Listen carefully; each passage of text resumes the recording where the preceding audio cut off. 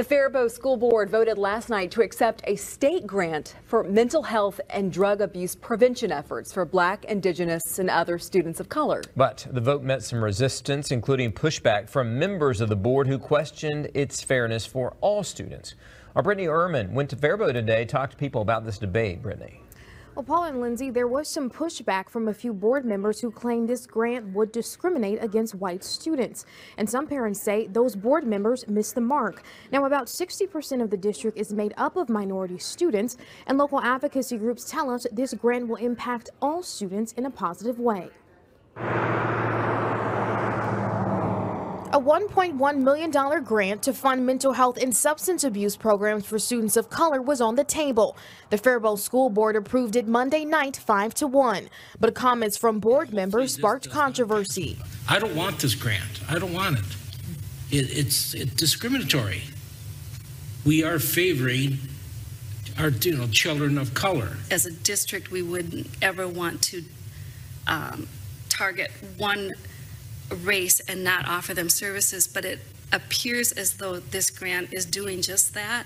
These comments are from two board members at the November meeting that ended with a split 2-2 vote. Monday night, when the majority of the board was at the meeting, they took another vote. 5 were in favor, 1 was not. To hear sentiment about refusing, dollars that is meant to fund BIPOC children is wildly egregious and shocking because it was done in the name of equity. Mohammed Ibrahim is a part of the CARE organization, a civil rights and advocacy group that came to the meetings. He says students of color face challenges different from their peers, such as a lack of adequate behavioral health services, and it affects minority kids disproportionately. Allies and advocates can play a great role in breaking down these barriers by pushing for change both at the local level and at the state level.